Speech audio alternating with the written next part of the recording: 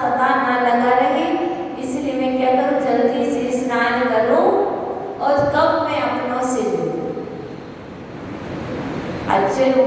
कहते हैं जो वैराग्य शमशान में आया था वह वैराग्य सदा के लिए आ जाए तो तुम्हारा नियम से मोह समाप्त हो जाए।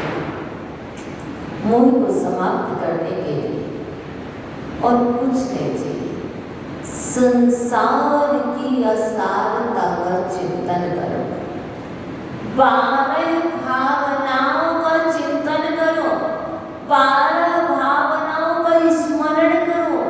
जब तक 12 भावनाओं का स्मरण नहीं करोगे तब तक ये मोह 12 में गुणस्थान में क्षीण मोह होता है और क्षीण मोह करने के लिए 12 भावनाओं का स्मरण अनिवार्य है। तब कहीं जाकर के तुम 12वें गुणस्थान में प्रवेश कर पाओ। जो 12 भावनाओं को स्मरण नहीं करेगा वह 12वें गुणस्थान में भी नहीं पहुंच पाएगा। मोह कम करना है, मोह कम करना है। मोह कम करने से कहने से नहीं होता है। हम कहते हैं मेरा मोह कम हो जाए, मेरा मोह कम हो जाए। तुम चाहोगे तो मुझे मोह कम करना है। किसी को बाहर भेजने से मोह कम नहीं हो जाता, किसी को अपने कमरे से दूसरे कमरे में भेज देने से मोह कम नहीं हो जाता। तो कैसे होता है मोह कम? अपने अंदर में प्रवेश करने से मोह कम होता है। अपने आप से ममत्व भाव हटाने से मोह कम होता है। अपने आप से जो ममत्व भाव, जो ममता भाव, जो राग भाव लगा हुआ है, सबसे पहले तुम अपने आप से ममत्व भाव को कम कीजिए। कितना लगा? बहुत ज्यादा। मुझे ऐसा हो रहा, मुझे ये हो रहा, मुझे वो हो रहा, मुझे ये प्रॉब्लम है। ये सब क्या है? मोह ही तो है। मुझे बीमारी हो रही, मैं पतला हो रहा, मैं मोटा हो रहा, मैं गोरा हो रहा, मैं काला हो रहा। देखो मेरे गाल पर झुर्रियां पड़ गई, सल पड़ गई, मैं वृद्धावस्था को प्राप्त होता जा रहा। अरे मैं युवा हो गया। ये सब क्या है? ये सब मोह ही तो है। मोह को कम करना है तो दर्पण में देखना बंद कर दो। ये दर्पण में देखो, दर्पण में देखो तो देख करके फेस की झुर्रियां वैराग आ जाए। मेरी वृद्धावस्था की पता नहीं कब काल आएगा, कब यमराज आएगा, मुझे उठा करके ले जाएगा। अब तो मुझे वैराग को प्राप्त होना। देखो, मना नहीं करो और दृष्टि बदल दो।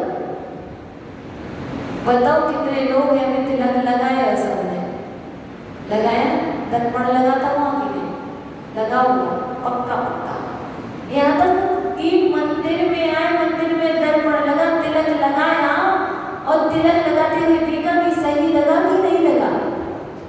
कहीं ऐसा तो नहीं सेंटर पॉइंट को लेकर के लेफ्ट राइट में तो नहीं जा रहा।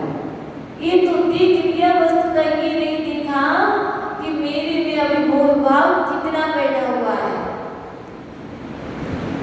उद्देश्य भी नहीं मानो कि मैंने चंदन लगाया था।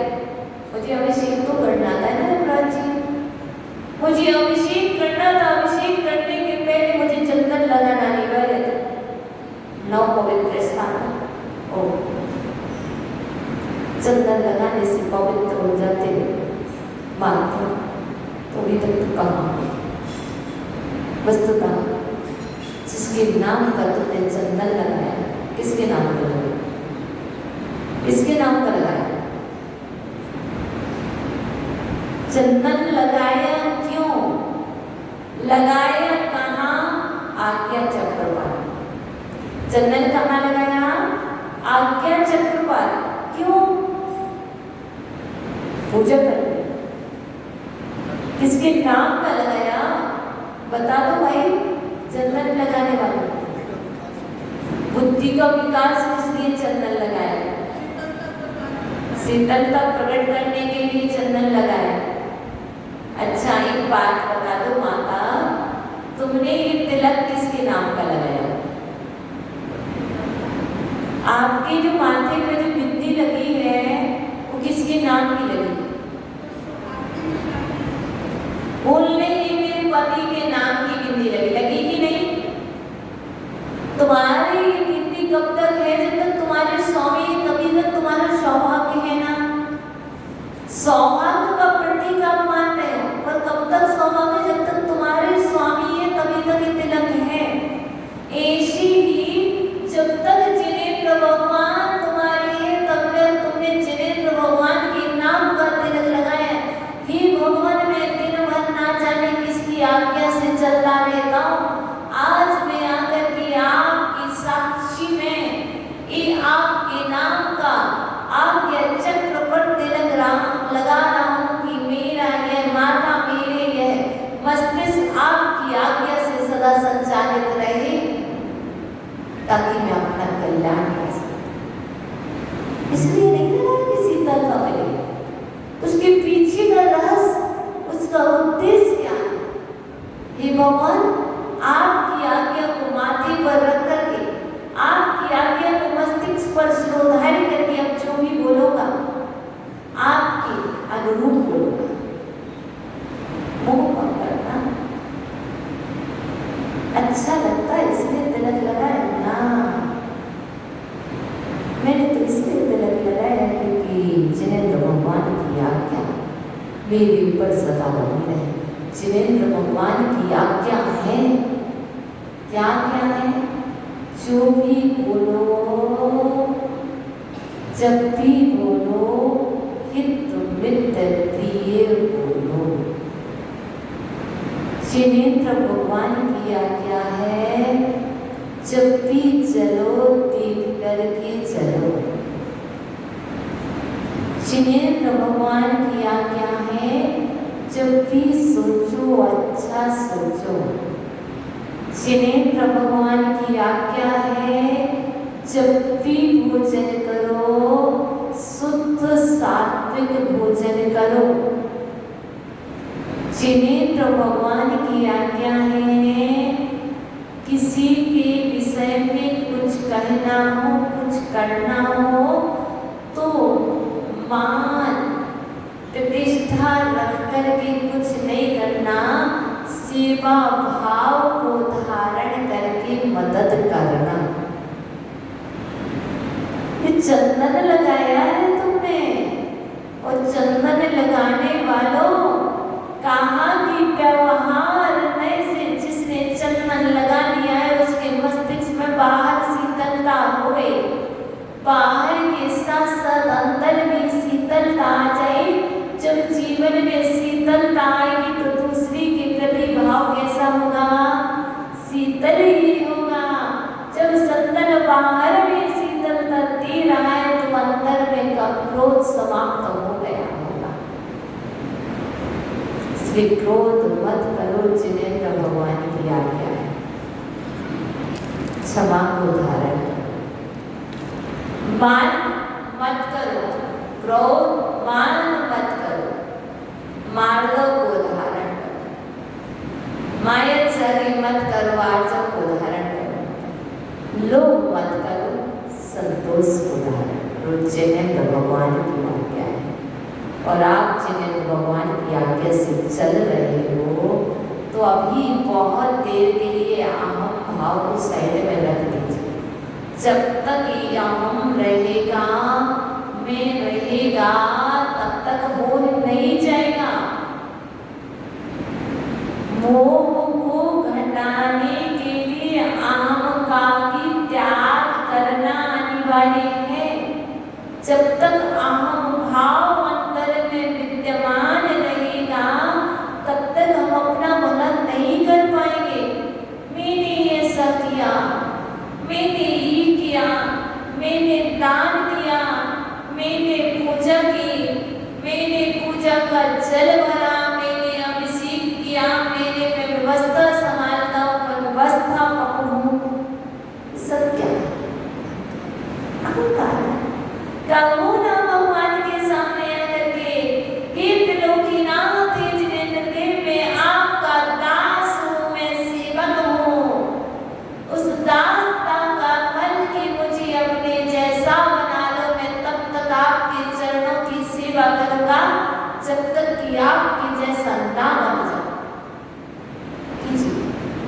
कहाँ किसी ने नहीं कहा।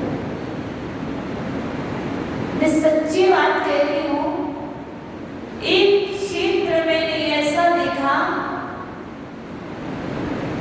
जहाँ की प्रतिमा, जहाँ का मंदिर जिसने सब कुछ बनाया,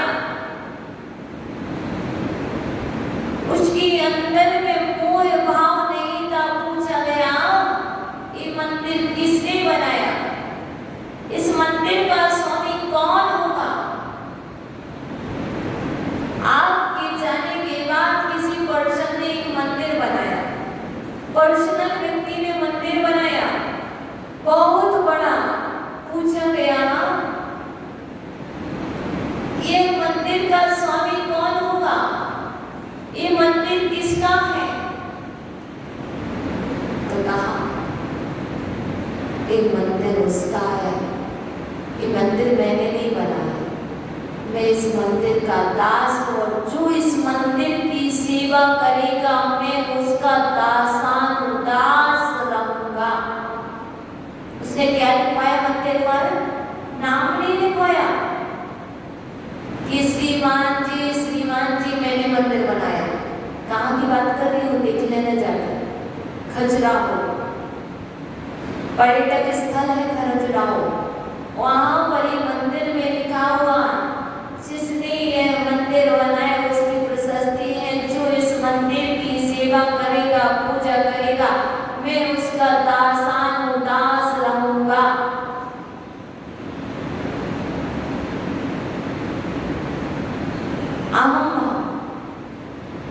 मंदिर किसका होगा, किसने बनाया ना पता, किसी भक्त ने बनाया, किसी भक्त ने बनाया, लेकिन किसी को भी नहीं पता। आज हम इतना सब कार्य करते हैं, उसके बाद आज आप दान दिला दो जहां पर नाम हो रहा हो। आपसे मैं कितना भी दान दिला सकती हूँ, क्योंकि आपका नाम हो, और आपका नाम ना हो तो ये रुपये निकालना भी कितना कठिन है, बताइए। आज जेल वगैरह मोह भाव को कम करना है। देखो जहाँ हमने नाम के लिए दिया, मेरा कुछ भी नहीं रह गया, जो इतना फल मिलना था वो इतने में सीमित हो गया। नाम के लिए दिया, इतना सा फल रह गया, और बिना नाम के लिए इतना सा दिया, इतना फल मिल गया। क्यों? हमारे ये संस्कार आज के नहीं, किसी ने नहीं सिखाया तुम्हारे लिए अहम करो अहंकार करो। आज छोटा सा बच्चा होता है, कहते हैं बस तू मेरी, पैदा होते ही उसी मानो में अहंकार न माने, न वो जानता भी नहीं, लेकिन पूर्व के संस्कार लेकर के आया। आपको किसी ने नहीं सिखाया कि आप अहंकार करो, ये आपके अनादि के संस्कार हैं। आपने मैं कि भक्ति की पर्याय में कितने बार मैं न बने हो, मैं करते ही रहे, और मैं करते रहे, और आज तक वो मैं करते ही हो। क्यों? आज के संस्कार नहीं, अनादि के संस्कार। और आए हैं बोल को कम करने, आज से बोल कहते पहले मैं छोड़ दो, मैं कुछ भी नहीं हूँ, मैं कुछ भी नहीं हूँ भगवान, जो कुछ हूँ जैसा भी हूँ आपने जो दिया वैसा ही हूँ। वस्तुतः भगवान देते नहीं, पर हम कृपा सब जीवन में लाए, जो कुछ हूँ आपकी कृपा से, जैसा भी रहूंगा, जैसा आप चाहोगे वैसा मैं रहूंगा। आप चाहो तो सुख दो, आप चाहो तो दुख दो, वस्तु ना तो आप सुख देते हैं ना दुख देते हैं, जैसा हम करते हैं वैसा ही हमें फल प्राप्त होता। मैं अच्छा करता हूँ तो मुझे सुख मिलता है, मैं बुरा करता हूँ तो मुझे दुख मिलता है। ये सुख और दुख तो मेरे माथे की उपज है भैया। सुख दुख कहाँ उपज होता है, सुख दुख का जन्म कहाँ होता है? सुख दुख कहीं और जन्म में, खेत में तो गेहूँ उगते हैं, जवार उगते हैं, जौ उगते हैं, धान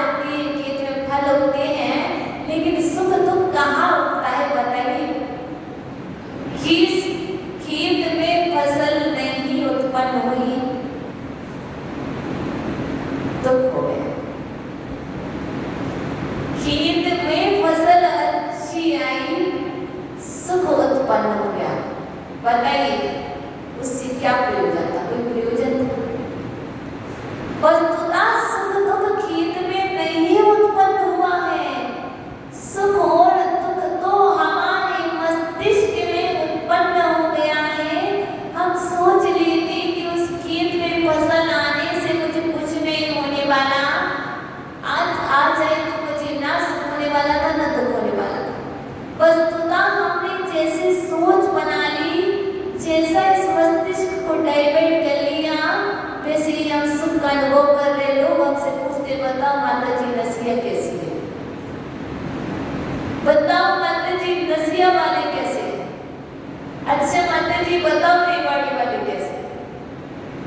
ये हमारे ऊपर है, ये हमारे ऊपर है। चाहे तो अच्छा बता रहे, चाहे तो हम बुरा बता रहे। क्यों? हमारे माथे में ही उत्पन्न होना है कि रेवाड़ी वाले अच्छे कि बुरे, जैसा हम मान लें। व्यक्ति ना अच्छा होता है ना बुरा होता है। व्यक्ति तो जैसा होता है वैसा ही होता है।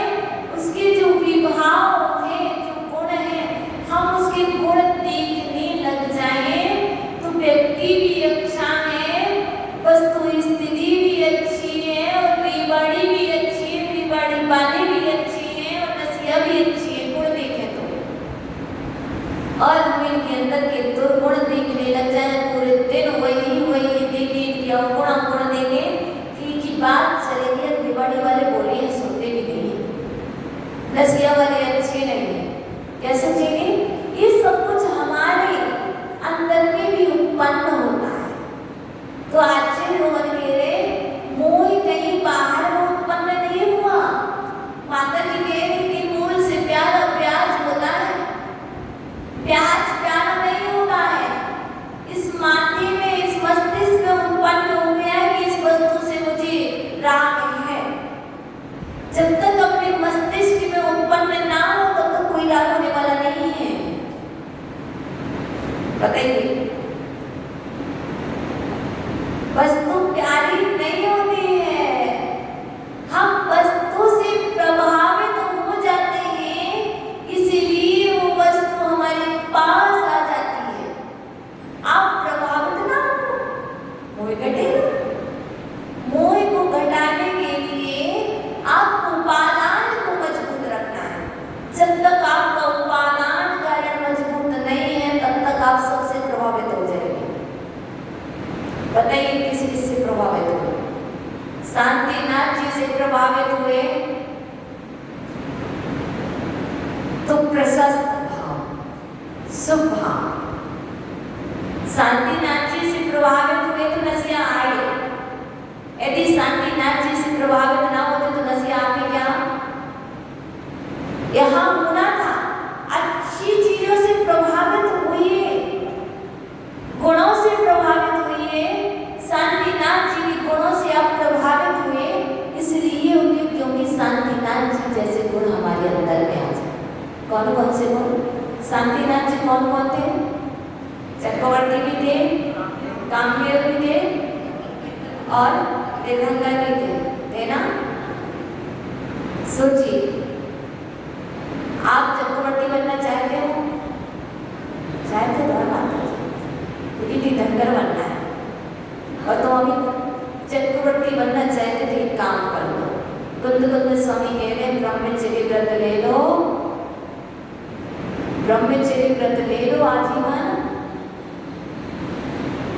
चक्रवर्ती का रूप हो गया। कुंद स्वामी की दृष्टि में ब्रह्मचर्य व्रत को लेने वाला चक्रवर्ती है। अष्टबाहुर ग्रंथ राज में कुंद स्वामी जिसने ब्रह्मचर्य व्रत ले लिया उसको चक्रवर्ती कहते हैं। वो चक्रवर्ती जिसने दिगंबर रूप धारण कर लिया वो तीर्थंकर। कुंद स्वामी तो आपके पास वैभव है ना, ये सब मिले। ब्रह्मचर्य व्रत लेने के लिए उन्होंने 96,000 छोड़े, तो बिल्कुल छोड़ दो जो तुम्हें मिला तुम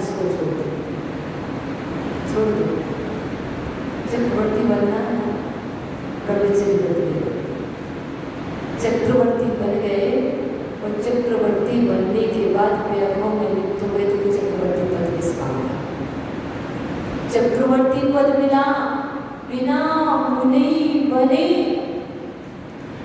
बिना मुनि बने चक्रवर्ती नहीं बनते। भैया ध्यान रखना, चक्रवर्ती भी ऐसे नहीं बन जाते कि कोई सोचे कि दान देने मात्र से चक्रवर्ती बन गए। चक्रवर्ती पदवी पूर्व मुनि पद को धारण करने के बाद चक्रवर्ती पद की प्राप्ति हुई। बिना मुनि बने चक्रवर्ती नहीं बनते। चक्रवर्ती बनना है तो अभी तो तुम पहले काम कर लो, अभी तो तुम मुनित्व को धारण करो, तब कहीं चक्रवर्ती बनोगे। इसीलिए जितने भी उच्च पद हैं, जितने भी श्रेष्ठ पद हैं, ये पुण्य की फल है। पुण्य फला अरहंता,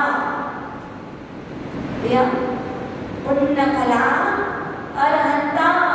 अरहंत पद जब भी मिलेगा, जब पुण्य का फल फलेगा, पहले बहुत कुछ करना पड़ेगा, उसके बाद तुम कभी अरहंत पद पर पहुंच पाओगे।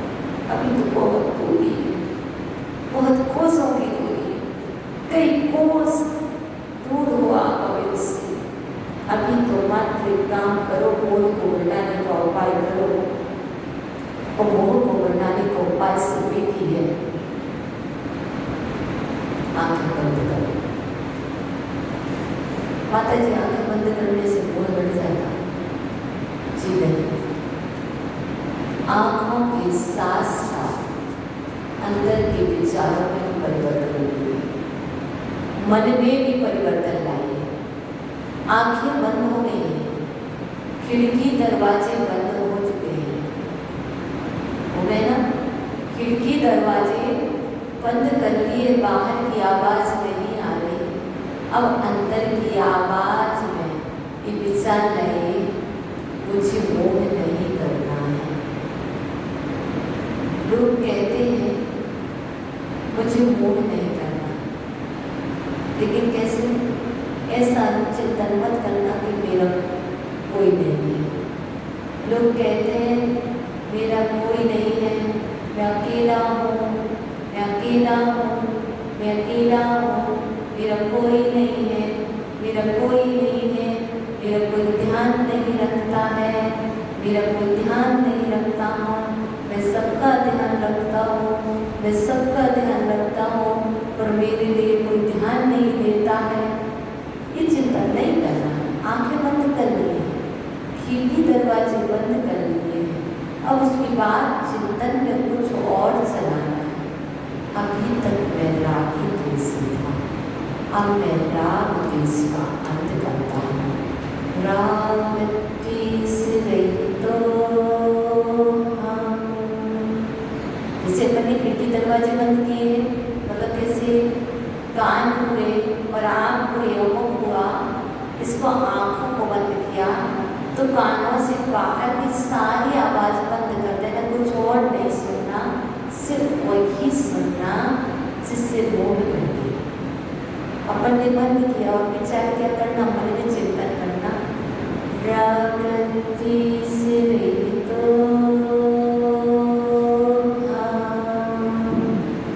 क्षमा भाव सहित क्रोध कसाय रहित मान कसाय रहित माधव धर्म सहित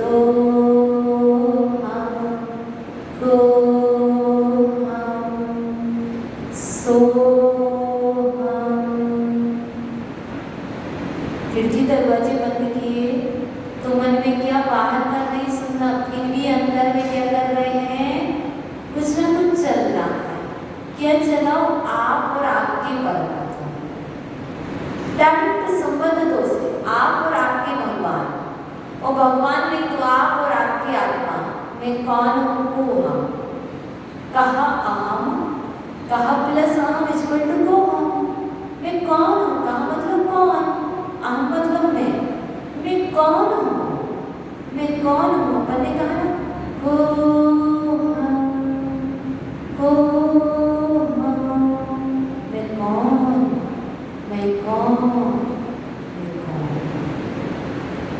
तो कह रहे हैं कौन बोलता है? मैं हूँ, मैं हूँ, मैं हूँ। कौन? वही जो कह रहा मैं कौन, तो कहते मैं कौन हूँ। तो जो अंदर से आवाज आ रही है ना, जिसने कहा मैं कौन, जिसने मैं कौन, वही मैं। तो कौन हूँ मैं? सोहम, सोहम।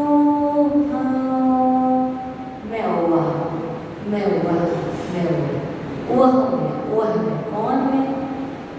जो शांतिनाथ, वह मैं। शांतिनाथ को देखो तो वह मैं वह। दोनों चीज। सोहम का मतलब क्या?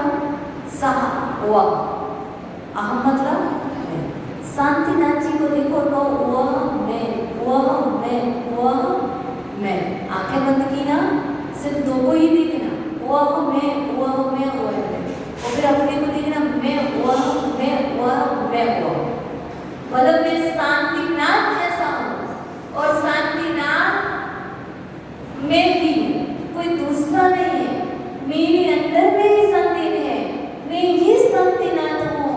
विधि पर मेरे में शांतिनाथ नहीं है, मैं ही शांतिनाथ हूँ। मुझे अपने में आप में शांतिनाथ को प्रकट करना है। मुझे मोह को खत्म करने के लिए मुझे कुछ करना होगा। कब कुछ क्या करना होगा? जब तक मैं अंदर में नहीं जाऊंगा, अपने आप से बात नहीं करूंगा, तब तक मैं देखूंगा वो खिड़की बंद कर दो, वो दरवाजे बंद कर दो, वो गेट बंद कर दो, क्योंकि बाहर की आवाज आ रही है। तब तक बाहर की आवाज आएगी जब तक कि तुमने अपने अंदर की आवाज नहीं सुनी। जिस समय खिड़की दरवाजे गेट खुले रहे, आप अपने आप की आवाज सुनने लगेंगे। मुझे लगता है कि बाहर की आवाज आपको सुनाई भी नहीं देगी। आवाज तभी तक सुनाई देती है जब तक कि उपयोग बाहर में रहता है। जब उपयोग अंदर में आ जाता तो बाहर की आवाज सुनाई नहीं देती। आज तक बहुत सारे सेंटर खुल गए, बहुत सारे मंदिर हैं, पर अपने मंदिरों में सब कुछ होने के बाद शास्त्र जी भी हैं, भगवान जी भी हैं, सब कुछ साधन होने के बाद एक चीज का अभाव है, एक वस्तु का अभाव। वस्तु का अभाव है कि आपको समय ही नहीं कि आप मेडिटेशन करें। समय का अभाव है, इतना समय के अभाव है कि आप एक मिनट के लिए योगा के लिए समय, भोजन के लिए समय, सोने के लिए समय, दुकान के लिए समय, वॉक करने के लिए समय, बच्चों को स्कूल भेजने के लिए समय, और इसके बाद कोई कोचिंग कराना उसके लिए समय, सब कुछ को समय निकाला, मैनेज किया ना। पर अपने आप के लिए बताइए कितना मैनेज किया कि आपके लिए कौन सा समय है? आपको मोह को घटाने के लिए कितना समय है? आपने अभी तक मोह को घटाने के लिए समय ही नहीं निकाला। निकाला क्या? वही तब मोह घटेगा जब आप अपने आप के लिए कुछ समय निकालेंगे, कुछ समय अपने आप के लिए देंगे। हमने समय दे रखा, बाबा को समय, भैया को समय, आंटी को समय, माता जी को समय, दीदी जी को समय, और बाहर की यात्री आ जाए उनको भी समय। मैंने अपने आप के लिए कितना समय दिया बताइए? यदि मैंने अपने आप को समय दे दिया, जिसको समय दिया वो तो वो बढ़ाने वाले हैं। जिन को मैं समय दे रही हूँ, जिन से मैं मेरी इस टाइम आ जाऊँ, सब वो बढ़ाने वाले, वो घटाने वाले नहीं है। जिससे मोह घटना है, वस्तुतः मैंने अपने जीवन में अभी तक उसको समय दिया ही नहीं, मैंने उसे पहचाना भी नहीं। जो मेरे पास 24 घंटे रहता, जो मेरे पास हमेशा रहता, कभी मुझे धोखा भी नहीं दे रहा, परमानेंट मेरे साथ चला। मैं मंदिर जाऊं तो मेरे साथ, मैं शॉप पर जाऊं तो मेरे साथ, मैं भोजन करूं तो मेरे साथ। जो आपका सबसे बड़ा साथी है, सबसे बड़ा मित्र है, जो आपके साथ कब से जितने समय उसको आप बताइए आपने कितना समय दिया? क्या हम अन्याय नहीं कर रहे हैं? बताइए कितना अन्याय कर रहे हैं आप अपने साथ, कितना धोखा दे रहे हैं आप अपने आप को। सबको समय है, बस अपने आप को समय नहीं, अपने साथ अन्याय, अपने अंदर में बैठा आत्मा कि वो नहीं चाहता कि आप उससे बात करें, चाहता है क्या? नहीं चाहता कि आप उसकी सुने, नहीं सुनते। क्यों नहीं? मुझे अपने आप को समय नहीं देना, मुझे अपनी नहीं सुनना, मुझे तो बाहर में सुनना है, क्योंकि मुझे संसार में अभी और रहना है, अभी इस संसार में और बार बार आना है, अभी संसार के और दुखों को देखना है, अभी संसार के असत अवेदनीय कर्मों को सुनना है। देखिए कैसे नींद आती है। क्यों? सात अवेदनीय का उदय देखो कि निद्रा भी आ जाती है। मतलब हमें अपने आप को देखने के लिए समय नहीं है। तो कहते हैं आंखें बंद करो तो नींद आती है। ओहो, आंखें बंद करने से नींद नहीं आती है। नींद कैसे आती है? पाप करने की उदय से नींद आती है। जिस दिन तुम्हें पाप से डर हो जाएगा, जिस दिन तुम्हें टेंशन हो जाएगी, मैं सच्ची बात कह रही हूँ, यही सही बात बताना मुझे, बेटा सही बताना। जिस दिन आपका एग्जाम होता है, आप तैयारी करते हो, मॉर्निंग में आपको 7 बजे एग्जाम है, बताइए रात में तो नींद आती क्या? नहीं आती। एक चीज लगी रहती है, मेरा सुबह मैथ्स का एग्जाम है, मेरा सुबह अकाउंट का एग्जाम है, मेरा सुबह इंग्लिश का एग्जाम है, नींद नहीं आती। क्यों? टेंशन होती है। क्यों? मुझे एग्जाम में जाना, मुझे एग्जाम में पास होना है। ऐसी आपको जब पाप से भय लगने लगेगा, जब आपको ये लगने लगेगा यदि मैं सोता रहा और मैं कुछ अच्छा नहीं कर पाया, यदि मैं नरक चला गया तो मुझे नरक नहीं जाना, मुझे नरक से डर लगता, मैं तो मेडिटेशन करूंगा, मैं तो स्वाध्याय करूंगा, मैं तो पूजा करने जाऊंगा कि मुझे नरक नहीं जाना। नरक में बहुत दुर्गंध आती है, वहाँ नरक में बहुत दुख होते हैं। नरक में नारकी मारते, पीटते, काटते, कढ़ाई में समोसे की तरह तलाया जाता है। जैसे समोसे कढ़ाई में तलते हैं, वैसे ही एक दूसरे नारकी समोसे की तरह कढ़ाई में तल देते। अब बताइए, जब तक भय नहीं होगा तब तक नींद आएगी। जिस दिन पाप से भय होगा उस दिन नींद नहीं आएगी। तो आप समय निकालें। कैसे समय निकालें? अपने घर पर ही समय निकालें।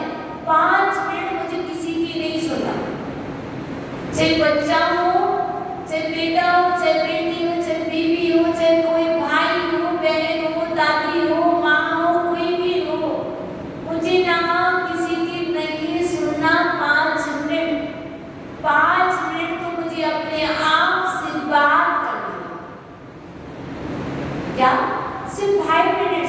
आप 24 आवर्स में, 24 घंटे में अपने लिए 5 मिनट से नहीं निकाल सकते क्या? निकाल सकते। पर बताइए किस किसने निकाली अभी तक? किसी ने नहीं निकाला। निकाल तो सकते हैं माता जी, पर निकाले नहीं है। क्यों? क्योंकि हमने अपने आप को महत्व ही नहीं दिया। आपके जो 5 मिनट होंगे वही आपका बैंक बैलेंस होगा। मैं स्पष्ट रूप से कह रही हूँ, आपने बहुत सारे अकाउंट, बहुत सारे खाते खोल रखे हैं ना, बेटे के नाम, बेटी के नाम, एफडी तैयार है कि हम रहे या ना रहे, सबके नाम से सब कुछ जमा कर रखा है। मुझे बताइए आपने अपने नाम पर क्या जमा करके रखा? जिस दिन आपने जो खाता बैंक में अपने नाम पर खोला है, जिस दिन आपकी आंखें बंद हो जाएंगी, वो आपके नाम पर नहीं रहेगी, वो आपके साथ नहीं जाएगा, आपके परिवार वाले और उन्हें मालूम नहीं होगा, तो गवर्नमेंट के नाम होगा कि नहीं? भैया बताओ सही है नहीं गलत? बिल्कुल सही है ना? जो आपने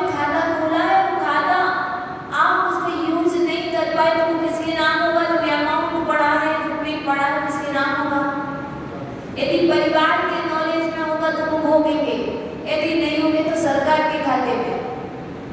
अब बताइए आपने ये सब कौन सा बैंक बैलेंस अपने साथ ऐसी एफडी बना के रखी है जो आप ले जाएंगे साथ? कभी सोचो, मैं आपसे कह रही हूँ चालू खाता में प्रतिदिन 10 रुपए डालो, LIC बीमा करो, लोग 50 रुपए, कोई 100 रुपए, कोई 1000 रुपए करते कि नहीं करते? बीमा करते।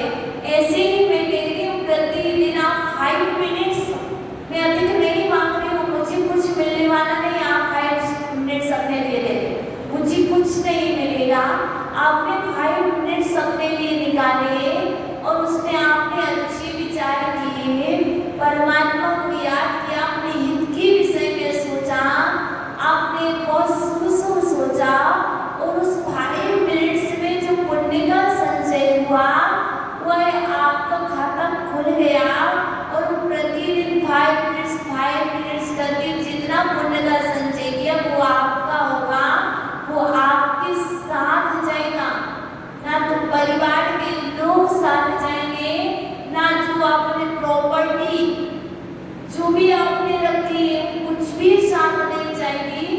आपने अपने लिए जो समय दिया, कुछ जानकारी दिया अपने लिए, वही आपके साथ जाएगा।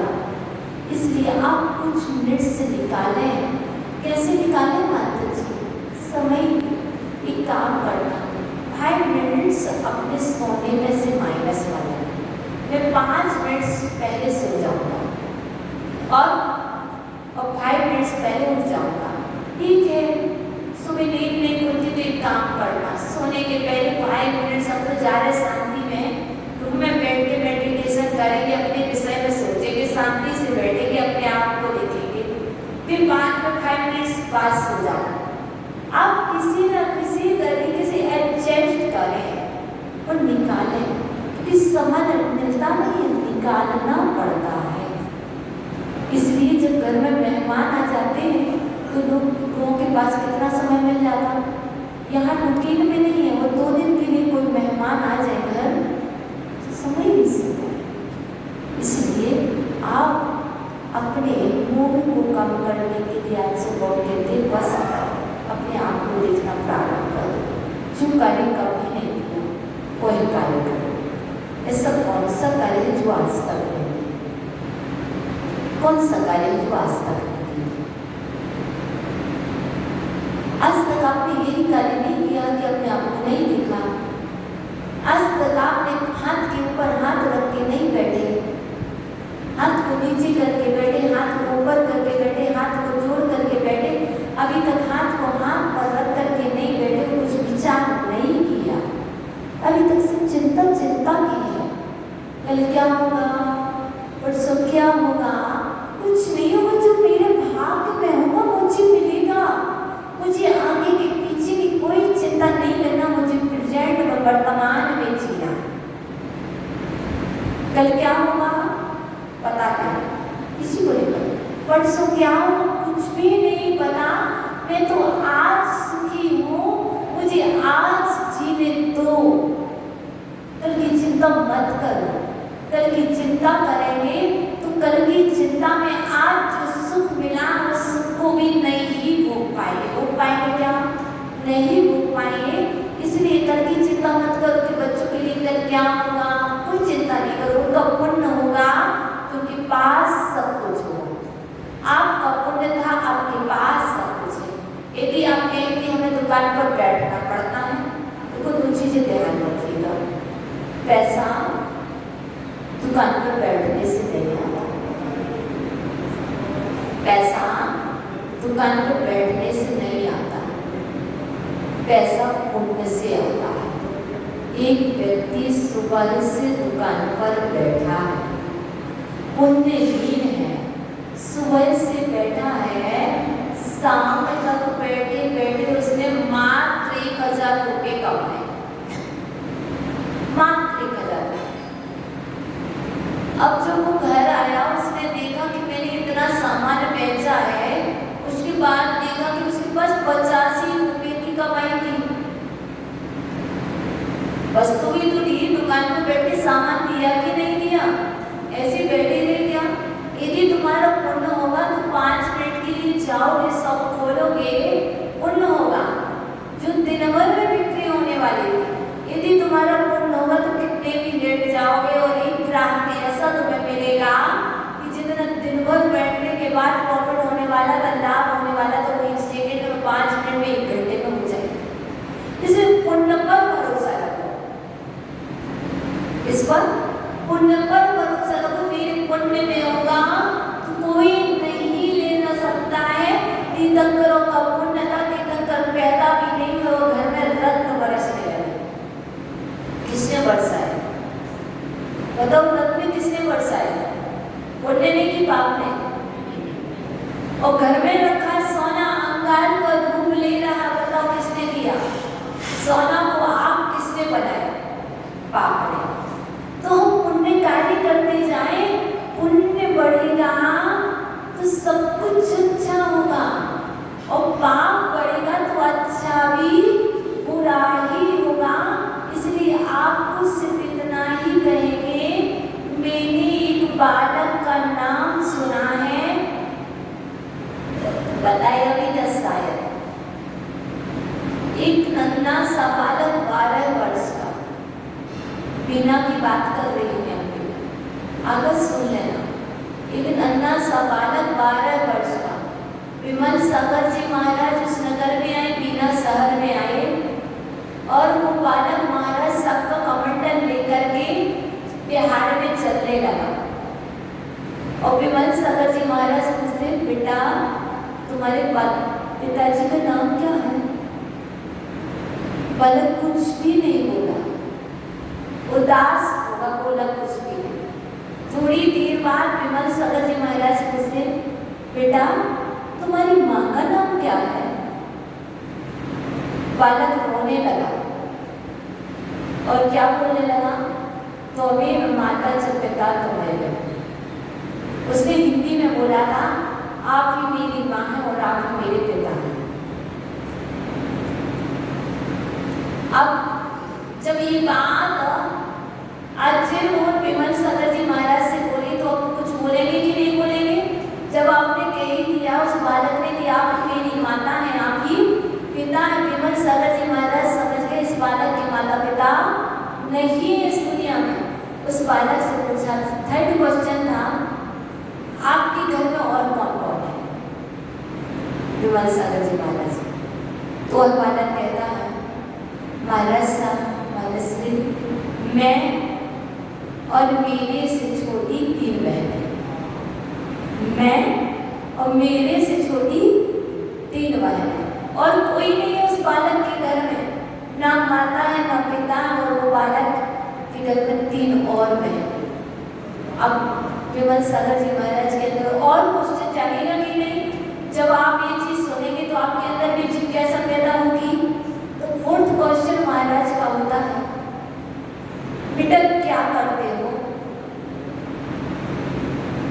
क्या करते हो? 12 वर्ष का बालक है, और वो बालक कहता, महाराज साहब मैं दुकान पर जाकर के, कहा चाय की दुकान पर जाकर के कप और प्लेट साफ करता हूँ। चाय बालक है, चाय की दुकान पर जाकर के कप और प्लेट साफ करता हूँ। कितने रुपए मिलते हैं? कितने रुपए मिलते हैं? 2 रुपए। महाराज साहब ने क्या कहा, बेटा एक काम करना, कल से मंदिर जाके पूजा करने लगा। विमल सागर जी महाराज ने क्या कहा उस बालक से, बेटा कल से जाकर के तुम मंदिर पूजा करने लगना। उस बालक ने सहज से क्या कर ले, जी महाराज जी कल से मैं मंदिर जाऊंगा, पूजा करूंगा। लेकिन महाराज ने कहा था अपनी द्रव्य लेकर के जाना, पूजा करना। और उस बालक को प्रतिदिन कितने रुपए मिल रहे थे? 2 रुपए मिल रहे थे। काफी पुरानी बात नहीं होगी, क्योंकि मैंने 2011 में उन बाबा जी को मैंने देखा, और बाबा जी की डेथ 2017 में उनकी समाधि हुई। 2017 में उनकी समाधि हुई, तो काफी पुरानी बात नहीं होगी, पर समझ जाए। और वो बालक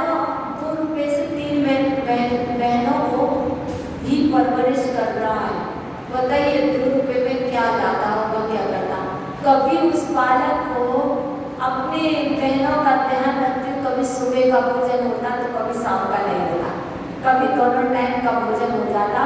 और उसी भोजन में से जो चावल लाता उसी भोजन में से एक डिब्बी एक मुट्ठी चावल मंदिर ले जाता और क्या करता, भगवान की अभिषेक और पूजन करने लगता। और उस पूजन का प्रभाव, उस अभिषेक का प्रभाव मैंने अपनी आंखों से देखा बाबा जी को 2011 में 2012 में जब वो भगवान जी के दर्शन करते, जब वो महाराज जी के दर्शन करते, जब वो माता जी के पास जाते तो खाली हाथ नहीं जाते।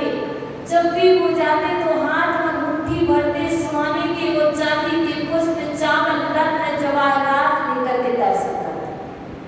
कहाँ से आए थे इस पूजा और अभिषेक और भगवान की भक्ति का प्रभाव है कि उन्होंने 172 सिद्ध चक्र विधान कराए, उन्होंने 12 सिद्धि और पंचकल्याण कराए, उन्होंने कल्पतरु महामंडल विधान कराए और उन्होंने प्रत्येक वर्ष 1000 लोगों को ले जाकर के सम्मेद शिखर जी की यात्रा कराई और उन्होंने सम्मेद शिखर जी में जाकर के सिद्ध चक्र महामंडल विधान प्रत्येक वर्ष कराए। उन्होंने कई गुरुओं की यात्राएं कराई सम्मेद शिखर जी की। श्रावक की यात्रा कराना कितना आसान है, ट्रेन में बैठो चले जाओ करा दो। साधुओं की, कई साधुओं की यात्रा कराएं, तब साधुओं के संगपति रहे और उनके घर में उन्होंने क्या नियम रखा, जो भी बीना नगर में साधु संत आएंगे, जो भी त्यागी प्रति आएंगे, सबसे पहले मेरे घर में चौका लगेगा। और जब भी त्यागी प्रति कहीं भी आ जाए, पूरे शहर में 8-10 मंदिर है, पूरे शहर में आ जाए लेकिन मेरे घर भेज देना। मैंने उनको देखा कैसे, क्योंकि हम अजमेर जा रहे थे गुरुदेव के पास से और बीना से भी ट्रेन थी, संध्याकालीन सत्र का भोजन बाबा जी के घर ही हुआ और घर में रहेंगे 23.5 घंटे मौन रहते, 7 प्रतिमाधारी बन गए। घर में रहेंगे प्रतिदिन 23.5 घंटे मौन रहते, सिर्फ 30 मिनट किसके लिए, यदि मेरे नगर में त्यागी प्रति और साधु संत आ जाएंगे तो मैं अपना मौन खोलूंगा, यदि नहीं आएंगे तो मैं मौन भी नहीं खोलूंगा। और जिस दिन हम पहले उनके यहाँ पहुंचे तो उनकी जो 3 बहुएं थी, तो 3 करके इतनी खुश हुई जैसे भगवान ही चल के उनके घर आए। क्यों, क्या कह रही थी, आज बड़ा सौभाग्य जागा, आज तो बाबा जी की, दादाजी की आवाज सुनने मिल जाएगा। क्या सोच रहे थे, आज सौभाग्य जागा कि हमारे घर त्यागी प्रति आए, अतिथि आए, तो आज हमें दादाजी की आवाज सुनने मिल जाएगी। और जब उनके घर में बैठे बाबा जी से चर्चा की, तब उनके घर में जितने आप प्रवचन में बैठे, ऐसे उनके परिवार के सदस्य आकर के ऐसे ही बैठ गए थे जैसे आप बैठे हो प्रवचन। क्यों, ये होता है पुण्य। कहाँ ये पुण्य था और कहाँ परिवर्तित हुआ, इसलिए मंदिर आने से क्या मिलता है नहीं पता। बस इतना ही कहूँगी, सिर्फ इतना ही कहूँगी, जब भी पूज्य पुरुषों के पास जाओ, जब भी मंदिर जाओ, खाली हाथ मत जाओ। क्या, खाली हाथ मत जाना। तुम्हारे पास जो हो, जैसे चलो शॉप से आ रहे, अपने वॉलेट में, अपने पॉकेट में लौंग डाल लेना, कुछ ना कुछ डाले रहना। जब भी जाओ निकालो और दर्शन करो, देखना क्या होता है पुण्य। बस इतना ही कहे कि आपका समय बहुत ज़्यादा हो गया, कहने को सुनाती रहूँगी, आप सुनते रहोगे, लेकिन आपको जाना होगा और हमें भी अपने आवश्यक और करना होगी। तो अब कल मिलेंगे, तब तक के लिए भगवान से बोल जाए जब तक पुनः आए, पुनः बुलाना भूल न जाना, सपनों में आना, जैसे भी हो हमको अपने दर पर ले आना, तेरे दर पर ऐसा